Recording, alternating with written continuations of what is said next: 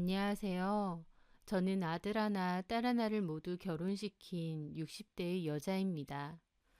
첫째인 딸은 결혼한 지 5년 정도가 되었고, 아들은 1년 좀 넘었네요. 남편은 20년 전에 암으로 먼저 세상을 떠났습니다. 남편과는 친구처럼 잘 지냈고 사이가 좋았었어요. 아이들 잘 키워서 결혼시키고 나면 나중에는 같이 여행이나 다니면서 살자고 약속했었는데 그 약속은 지키지도 못한 채 먼저 저희 가족을 떠났습니다. 남편은 살아생전 참 좋은 아빠기도 했어요. 자식들을 참 예뻐하고 다정다감했었죠. 남편이 먼저 세상을 떠나고 아빠의 빈자리가 느껴지지 않도록 제가 더 마음을 굳세게 먹고 아이들이 부족함을 느끼지 않게 풍족하게 잘 해주면서 살아야겠다 다짐했습니다. 제 마음속에서 아빠 없이 클 저희 아이들은 늘 안쓰러웠고 그래서 더욱 모자람 없이 다 해주기 위해서 노력했어요. 남편이 떠날 때 제 앞으로 남겨둔 재산이 꽤 됐습니다. 본인이 운영하던 공장도 저에게 넘기고 갔고요. 원래도 남편 일을 돕기는 했었는데 남편이 떠나고 나선 제가 실질적인 대표가 돼서 운영을 하게 되었죠. 돈이 넘치게 많아야 우리 아이들이 아빠가 없어도 기죽지 않게 산다는 마음이 컸던 것 같아요. 저는 열심히 일하고 또 남편이 주고 간 재산도 이래저래 잘 굴려서 훨씬 많은 재산으로 불릴 수가 있었습니다. 첫째 딸은 그래도 첫째다 보니 의젓하고 저를 많이 챙겨줘요. 지금은 저희 공장에서 일을 함께 하는데 집도 가깝다 보니 매일같이 보는 사이죠. 야무지고 똑부러지는 첫째 딸과 달리 둘째 아들은 좀 우유부단한 성격입니다. 착하기는 한데 맺고 끊는 게 영 확실치는 못한 성격이었어요. 그래도 너무 야가 빠지고 못된 것보다는 그런 게 훨씬 낫다 싶었습니다. 첫째와 둘째는 둘 다 서울로 대학을 가게 되었는데 저는 그때 아파트를 한 채 사서 두 아이가 함께 지내게끔 했어요. 그 아파트에서 아이들은 함께 지내며 학교도 다니고 후에는 직장도 다녔었습니다. 저는 공장 운영 때문에 원래 살던 지역을 떠날 수가 없었기 때문에 따라가진 않았어요. 대신 한 달에 한두 번 정도 서울에 아이들만 사는 집을 찾아가서 아이들과 시간을 보내고 왔었죠. 한 번 가면 반찬도 해주고 청소도 좀 해주고요. 그렇게 살다가 딸은 서울에서의 직장 생활을 간두고 내려와서 저희 공장 일을 배우겠다고 했습니다. 그러라고 해서 내려오라고 했고 아들은 그때부터 누나 없이 혼자서 그 집에 살게 되었죠. 딸은 저희 공장에서 일을 하다가 지금의 사위를 만나 결혼을 하게 됐어요. 그리고 몇 년 뒤 아들도 결혼할 여자가 있다며 소개를 시켜준다고 하더군요. 딸에 이어 아들까지 결혼을 한다고 하니 아이들이 다 커서 이제 각자의 가정도 가지려고 하는구나 싶어서 뿌듯했었죠. 특히나 아들이 데리고 온다는 여자친구는 어떤 사람일지 궁금했어요. 그렇게 아들이 여자친구를 데리고 저희 집에 인사를 오게 되었어요. 그런데 솔직히 말해 며느리가 될 그의 첫인상은 그리 좋지 않았습니다. 긴장해서 그런 것도 있겠지만 표정도 너무 안 좋고 태도도 썩 마음에 들지는 않았거든요. 아들이 데려온 여자친구의 이름은 미진이었고 작은 인테리어 회사에서 사무일을 한다고 했습니다. 미진이는 저희 집에 있는 게 영 불편하고 있기가 싫은지 내내 표정도 안 좋고 자꾸만 아들을 찌르면서 작게 언제 가냐고 묻더라고요. 어지간히 오기 싫은 걸 어거지로 온 모양이었습니다. 저희 집에 온 지 1시간도 안 됐을 때인데요. 식사하고 간단하게 과일과 차 마시면서 이런저런 얘기를 나누는데 그 잠깐의 시간조차도 불편해하는 게 느껴져서 저도 기분이 좋지는 않더라고요. 처음 보는 거다 보니 어색하고 불편할 수도 있다 싶으면서도 당연히 제 마음에 미진이가 그렇게 마음에 들지는 않았습니다. 조금 싹싹하고 부침성 있는 성격의 여자였으면 하고 바랬거든요. 하지만 한편으론 제 마음에 쏙 드는 며느리를 얻고 싶다는 것도 제 욕심일 뿐이니까 둘만 서로 좋고 잘 산다면 나도 좋은 마음으로 받아들이자 생각했어요. 그렇게 미진이네와 상견례도 진행했는데 미진이네 집에서는 결혼을 빨리 시키고 싶어 하셨어요. 결혼하는데 아무 문제가 없었습니다. 이미 아들이 살고 있는 서울집을 신혼집으로 쓸 생각이다 보니 집 구할 걱정도 없었고 오랫동안 살았다 보니 세간 살림도 다 마련돼 있어서 따로 혼수라고 준비할 것도 없었죠. 솔직한 말로 집도 있고 혼수도 할 필요 없는 데다 제가 따로 예단 같은 것도 필요 없다고 했으니 미지인의 쪽에서는 고마워해야 될 상황 아닌가요? 그런데 미지이가 아들네 집에 원래 있는 가전제품이나 가구 보고도 저희 딸에게 그러더군요. 형님, 근데 영준 씨 집에 가구하고 가전제품이요. 음, 조금 오래되긴 해도 작동 잘 되니까 바꾸긴 그래서 그냥 쓸 거긴 한데요. 형님도 보면 취향이 세련되시진 않은 것 같아요. 왜? 냉장고도 꼭 끓여져 있고 그런 거 나이 드신 아줌마들이나 쓰는 거잖아요. 무슨 그런 걸 하셨어요. 소파 색깔도 그래요. 우중충한 남색. 저는 베이지가 좋은데. 그 말을 듣는 딸이나 저나 좀 황당했습니다. 그래서 저희 딸이 그랬죠. 그럼 올케가 바꿔. 냉장고하고 소파는. 멀쩡해서 바꾸기도 그래요. 그냥 좀 더 쓰다가요. 원래 있던 건 중고로 팔면 되잖아. 그렇게 촌스럽고 마음에 안 들면 바꾸면 되지. 됐어요. 중고로 파는 것도 일이죠 뭐. 그냥 볼 때마다 그런 생각이 들어서 한 말이에요. 참 어이가 없더라고요. 고맙다는 말보다는 불평불만이 많았어요. 집도 신축 아파트로 가고 싶다느니 어쩌느니 하면서요. 지금 사는 집 시세만 해도 얼만데요.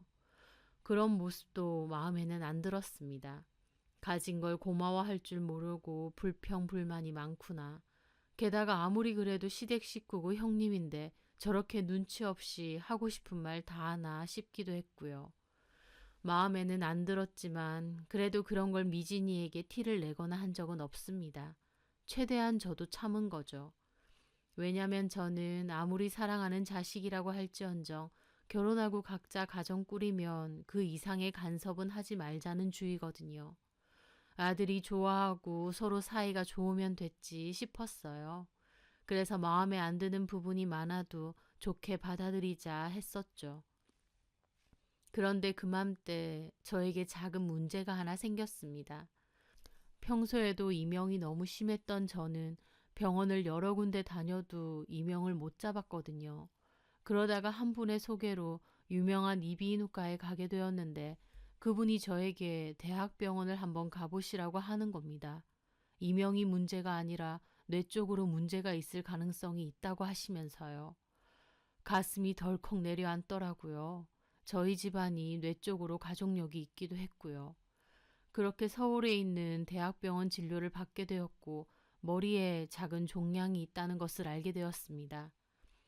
남편이 암으로 세상을 떠나고 나는 뇌종양이라니 참 암담하고 슬프기도 했는데 다행히 머리를 열거나 하는 등의 큰 수술 말고도 작은 구멍만 내서 비교적 가볍게 진행할 수 있는 수술이 있다고 알려주셨어요. 저는 가장 빠른 날짜로 수술 날짜를 잡게 되었고 아들 결혼시키고 한 달 뒤 정도에 수술을 받게 되었습니다.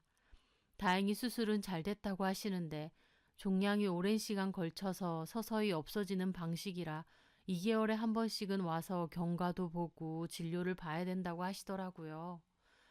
그래서 저는 2달에 한 번꼴로 서울에 있는 병원을 가야 했습니다. 제가 사는 지역에서 서울은 3시간이 넘게 걸립니다. 게다가 대학병원 진료라는 게 받아보신 분은 아시겠지만 예약을 잡았다 한들 병원에서 2~3시간 기다리는 건 일도 아니거든요. 게다가 예약 시간대도 많지 않아서 되는 대로 잡아야 했는데 오전에 가야 될 때도 많았죠. 딸은 2달에 한 번인데 너무 이른 시간에 예약이 잡히면 버스 시간도 그렇고 체력적으로 너무 힘드니까 차라리 전날 올라가서 영준이네 집에서 자고 진료를 받고 가시는 게 어떻냐고 했습니다. 병원도 아들네 집에서 그리 멀지 않았거든요. 제가 그 얘기를 하자 저희 아들도 그렇게 하시라고 하더라고요. 그래서 저는 진료 예약을 잡게 되면 전날 버스를 타고 올라가서 그래서 저는 진료 예약을 잡게 되면 전날 버스를 타고 올라가서 아들네 집에서 하룻밤 자고 다음날 병원에 갔다가 오후에 터미널로 가서 집으로 오게 되었어요. 2달에 한 번인데다 거의 잠만 자고 가는 거긴 했지만 저도 당연히 며느리가 불편해할 수도 있다는 생각을 했습니다. 그래서 일부러 늦게 가기도 했고 또 갈 때는 항상 반찬이나 선물도 사들고 갔었죠. 게다가 집에서 나가기 전에는 집안 정리도 싹 해주고 갔습니다. 아들이나 며느리나 둘 다 일을 하는 데다 그리 깔끔한 성격들은 아니다 보니 집은 좀 지저분하고 어수선했어요. 특히 주방 싱크대 이런 데는 기름때도 많고 배수구도 엉망이었죠. 엄청 꼼꼼하게는 안 하더라도 집안 전반적으로 청소하고 싱크대 이런 것도 닦아놓고 그러고 나갔습니다. 그리고 나갈 때는 저녁 맛있는 거 사 먹으라고 10만 원에서 20만 원 정도도 식탁 위에 종종 올려두고 나갔고요. 솔직한 말로 2달에 한 번 정도인데다 잠만 자고 오는 수준이다 보니 저도 대수롭지 않게 생각했어요. 다른 일도 아니고 병원 때문에 가는 거기도 했고요. 그런데 그렇게 1년 반 가까이 다녔을 때쯤 며느리가 저에게 그러는 겁니다. 이제 그만 오시라고. 그냥 근처 호텔 잡아서 주무시는 게 좋을 것 같다고요. 병원 가려고 준비하고 있는데 저한테 불쑥 와서 티커운 얼굴로 저 소리를 하는 겁니다. 듣는데 참 벙찌더군요. 그게 무슨 소리냐? 솔직히 여태까지 참고 참았는데요. 이건 좀 아닌 것 같아요, 어머님. 어머님 이렇게 오시는 거 저 많이 불편하거든요. 그것도 2달에 한 번씩이나. 어머님은 그냥 오시는 거겠지만 저는 어머님 오시기로 하면 한 일주일 전부터는 스트레스 받아요. 저는 너무 황당했습니다. 내가 오는 게 뭐가 그렇게 스트레스 받나 싶었죠. 내가 오는 게 뭐가 그렇게 스트레스니? 안 그렇겠어요? 부담스럽잖아요. 나는 좀 이해가 안 된다. 내가 여기서 오래 지내다 가는 것도 아니고 거의 잠만 자고 가지 않니? 가끔 저녁 먹을 때도 있긴 했지만 그럴 때도 나가서 그냥 먹고 들어왔었고 돈도 내가 다 냈고 내가 온다고 해서 네가 특별히 뭔가를 더 하는 것도 아닌데 뭐가 그렇게 부담스럽단 말이야? 어머님, 어머님 오시는 것 자체가 부담스럽잖아요. 솔직히 제가 그날 약속이 있다고 쳐도 어머님 오신다고 하면 취소해야 되고 취소를 왜 해? 네가 나 데리러 온 적 있어? 여태까지 영준이가 데리러 오던가 아니면 나 혼자 택시 타고 왔는데. 어머님 이렇게 2달에 한 번씩 꼬박꼬박 오시는 거 제 주변에서 듣고는 다 경악해요. 너무 몰상식한 상황이라면서. 저보고 얼마나 불편하겠냐고 그래요. 솔직히 결혼해서 따로 살고 있는 아들 집에 이렇게 자주 오시는 것 자체가 몰상식한 거죠. 저를 조금도 배려 안 하시는 거고요. 어머님이 저를 생각해 주셨더라면 알아서 먼저 호텔 같은 데로 가셔야 되는 거 아닌가요? 주변에 숙박시설도 얼마든지 많은데 굳이 왜 아들 집에 와서 주무셔야 되냐고요. 어머님 말 맞다나 잠만 자는 것뿐이면 굳이 여기 아니어도 많잖아요. 며느리는 진심으로 제가 이렇게 찾아오는 게 큰 민폐라고 생각하는 것 같았습니다. 질색하면서 저에게 따지더군요. 그 말을 듣는데 황당하면서도 말할 수 없이 괘씸하기도 한 겁니다. 그래서 앞으로는 이 집으로 오지 말고 호텔 같은 데 잡아서 그리로 가라? 네. 이렇게 말하는 거 너만의 생각이니 아니면 영준이도 같은 생각이니? 제가 불편해하는 거 영준 씨도 알아요. 미안하다고 했고요. 미안하다고 했다고? 내가 이렇게 오는 게? 당연히 저한테 미안할 일이죠. 솔직한 말로요, 어머님. 어머님 그렇게 한번 오시고 가면 저랑 영준 씨 사이도 안 좋아져요. 며느리의 태도에 저는 화가 나더군요. 서울에 이 비싼 아파트를 해준 거나 다름없는데 2달에 한 번 그것도 병원 때문에 잠깐 있다 갔기로서니 이런 취급을 받아야 되나 싶어 울컥하더라고요. 게다가 아무리 성격이 대먹지 못했다지만 그래도 시어머니고 또 시어머니기 전에 어른인데 할 말 못할 말 구별도 못하고 따박따박 따지고 드는 꼴이 기가 막혔습니다. 저한테 몰상식 어쩌고 하는 것도 웃기고요. 내가 이렇게 집에 찾아오는 게 몰상식하다 그거지? 그만큼 저는 불편함을 감수하고 있었다 그거죠. 좋다. 그런 불편함 감수하지 마라. 앞으로는 그런 일 없도록 하마. 제 말에 며느리는 만족한 듯 셀쭉한 표정을 짓더라고요. 저는 화가 나서 그대로 제 짐 챙겨서 그 집을 나왔습니다. 그러고 가는데 얼마나 기가 막힌지 저는 그 길로 아들에게 전화를 걸었죠. 예, 엄마. 지금 병원 가고 있는 중이세요? 네 와이프한테 쫓겨나는 중이다. 예? 네 와이프가 그러대. 2달에 한 번 오는 것도 불편하니까 다음부턴 호텔 가라고. 네 와이프가 너한테도 이런 얘기 했다는데 너도 다 들었지? 아, 듣긴 들었는데 그 얘기를 엄마한테 진짜 할 줄은. 내가 그걸 듣고 얼마나 기가 막히던지. 죄송해요, 엄마. 네 생각은 뭔데? 어디 한번 말해봐. 너도 네 와이프랑 같은 생각이야? 아니죠. 자주 오시는 것도 아니고 2달에 한 번인데 게다가 뭐 잠만 자고 가시는 거잖아요. 근데 그 얘기를 왜 네 와이프한테 똑바로 안 하고 오히려 미안하다느니 그딴 소리를 해? 그게 미진이가 워낙 성격이 불같아서 적당히 달래준 것뿐이에요. 네 와이프는 성격이 불같고 엄마는 물렁물렁한 물렁뼈 같니? 그런 게 아니라 내가 너한테 신혼살림 살라고 그 비싼 아파트 해주고 이런 소리를 들어야 되는 게 맞다고 봐? 엄마, 나는 아닌 것 같거든. 너나 네 와이프나 뭔가 잘못 생각해도 단단히 잘못 생각하는 것 같다. 내가 너네 집 가는 게 불편한가 본데 엄밀히 말해 그 집? 너네 집 아니야. 내 집이야. 명의도 내 거고. 내가 그냥 내 집에서 너랑 네 와이프 살게 해준 거다. 걔는 그런 거 몰라? 제 명인 줄 알아요. 저도 따론 얘기 안 했고. 아, 그래서 그렇게 나보고 나가라느니 염치가 없다느니 그딴 소리를 하는구나. 니들 집인 줄 알고? 염치가 없다느니 그런 소리까지 했어요? 더한 소리도 했어. 나 이런 소리까지 듣고 내 집에서 너나 네 와이프 살라고 못하겠다. 당장 부동산에 집 내놓을 거고 너도 네 와이프한테 똑바로 전해. 예? 아, 엄마, 잠깐만요. 그러시면 안 되죠. 안 되긴 뭐가 안 돼. 끊어. 저는 그렇게 전화를 끊어버렸습니다.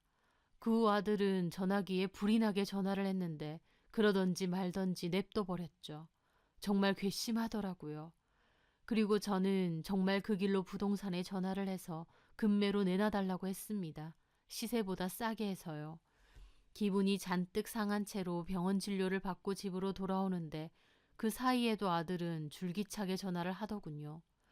집 내놓는다고 하니 어지간히 다급한 모양이었습니다. 저는 한 통화도 받지 않고 그 길로 집으로 돌아왔습니다. 아들이 지 누나한테도 전화를 한 건지 오자마자 딸이 저에게 묻더라고요. 무슨 일 있느냐고. 저도 있었던 일을 다 얘기했고 제 얘기를 들은 저희 딸도 몹시 화가 났죠. 그래서 그 길로 며느리에게 전화를 했습니다. 여보세요? 올케, 난데. 네, 무슨 일이세요? 엄마한테 얘기 들었는데 올케 진짜 너무한 거 아니야? 뭐가요? 2달에 한 번, 그것도 잠만 잠깐씩 주무시고 가시는데 그것도 불편하다고 난리치고 뭐 몰상식하다느니 어쩌느니 우리 엄마한테 그딴 소리 했다며? 제정신이야? 형님, 어머님한테 어떻게 얘기 들으셨는지 모르겠는데요. 이렇게 전화하셔서 난리치는 것도 이해가 안 되네요. 제가 며느리라고 만만하게 보이세요? 지금 뭔 소리라는 거야? 그렇잖아요. 입장 바꿔서 형님이 제 입장이라고 생각해보세요. 2달에 한 번 시어머니가 와서 자고 가는데 언제까지 오실지도 모르는 거고 형님 같으면 안 불편하겠느냐고요. 엄마가 다른 이유로 가? 병원에 진료받으러 가시는 거잖아. 만약 우리 시어머니가 그런 이유로 우리 집 오시는 거면 나는 얼마든지 이해해. 형님은 제 상황이 안 돼 보셨으니까 그렇게 말하실 수 있죠. 도대체 뭐가 그렇게 불편하다는 건데? 엄마 일부러 늦게 가시고 그 집 가도 잠만 자고 오시잖아. 게다가 나올 때는 반찬 넣어두고 집 정리까지 하고 오신다는데. 그것도 싫어요. 어머님이 하시는 반찬 먹지도 않아요. 게다가 누가 청소해달라고 했어요? 청소 안 해주셔도 되니까 그냥 안 오시는 게 더 좋거든요? 야! 저희 딸 열받아서 소리 지르더라고요. 휴대폰 음량을 크게 해놔서 옆에 있는 저도 다 들었는데 너무 열받더군요. 저는 딸에게 폰 달라고 했습니다. 길게 말할 거 없다. 길게 말할 필요 없다. 폰 이리 줘. 딸은 씩씩거리더니 저에게 폰을 건네줬어요. 저는 며느리에게 말했죠. 미진아, 나다. 네. 네가 뭔가 큰 착각을 하는 모양인데 너랑 영준이랑 살고 있는 그 집 내 집이야. 결혼한다고 내가 영준이한테 사줬다고 착각하고 이러는지 모르겠는데 전혀 아니다. 명의도 내 거야. 준 적 없고. 한마디로 내 집에 너네가 그냥 살고 있는 거야. 결혼한다고 하니까 그냥 계속 살라고 한 건데 내가 이런 취급 받으면서 너네를 계속 거기 살라고 할 이유는 없지. 아까 부동산 전화했고 금매로 싸게 내놓았으니 조만간 집 보러 올 거다. 나 그 집 처분할 거야.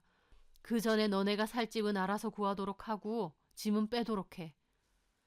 제 말에 며느리 한참이나 말이 없더군요. 그래, 네 말대로 내가 필요하면 호텔을 가든 뭘 하든 알아서 하마. 다만 이딴 식으로 나오는데 내가 미쳤다고 너네한테 내 집에서 살게 하겠니? 내가 왜? 영준이랑 상의해서 너네 이사할 집 알아보고 최대한 빨리 짐 빼라. 잠깐만요, 어머니. 너무하신 거 아니에요? 이렇게 갑자기 나가라고 하고 저희더러 짐 빼라고 하시는 법이 어딨어요. 애초에 저희 살라고 주신 거잖아요.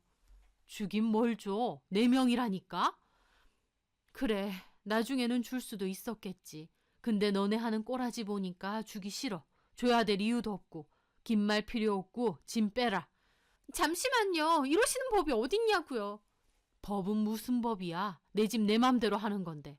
너는 네가 조금도 불편한 거 못 참겠다고 이렇게 구는데 나도 참을 이유가 뭐가 있니? 어머니, 그러면 알겠어요. 저희 집 오세요, 그냥. 전처럼 저희 집 오세요. 저도 더 이상 얘기 안 할게요. 진짜 기가 막히고 코가 막혔습니다. 무슨 선심이나 쓰듯 다시 오라는 겁니다. 얘가 진짜 나를 뭘로 보나 싶더라고요. 얘, 너 어른 갖고 장난치니? 어디서 배워먹은 버르장머리야? 보자 보자 하니까 정말. 그리고 저희 집 같은 소리 하네. 너네 집 아니고 내 집이라는데 말귀 못 알아들어? 됐고, 영준이랑 얘기해서 빨리 집이나 알아봐. 저는 그렇게 말하고 전화를 끊었습니다. 옆에 있던 딸도 잘했다면서 도저히 말이 안 통하니 그냥 이렇게 하는 게 맞다고 하더라고요. 저는 그냥 하는 소리 아니고 진짜 집 내놨다고 팔 생각이라 했습니다. 그리고 이틀 뒤 주말 제가 전화를 안 받으니 아들하고 며느리하고 저희 집까지 찾아왔더라고요. 잘못했다고 생각이 짧았다 어쩐다 하면서 사과하려고 온 거라고 하는 겁니다.